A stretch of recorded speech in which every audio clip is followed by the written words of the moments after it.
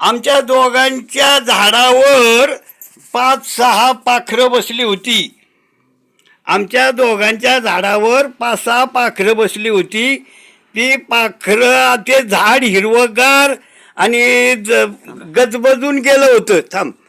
आणि मग पुढं काय झालं, पुढं अशी भानगड झाली की म्हातारपण आल्यावर अशी काय फसगपलत झाली आणि पंख फुटल्यावर सारी पाखर भरभर उडून गेली.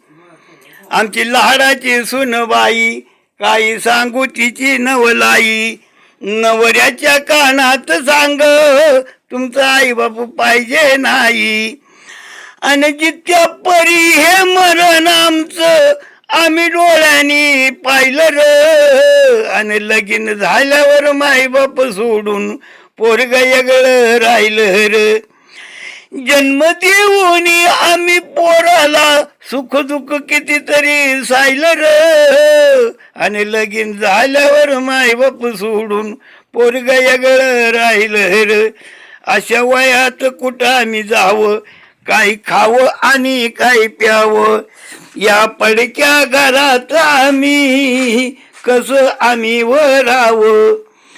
आणि जित्या परी हे मरण आमचं आम्ही डोळ्यांनी पाहिलं र.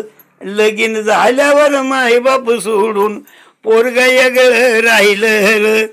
काही करायचं असून नसून आमच्या जीवाचं नाही कोणी, काही करायचं असून नसून आमच्या जीवाचं नाही कोणी.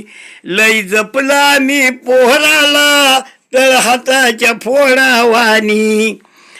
आणि तरुणपणाची आठवण येते, तरुणपणाची आठवण येते, पाणी डोळ्यातून वाहिलं र. आणि लगीन झाल्यावर मायबाप सोडून पोरग वेगळं राहिलं र.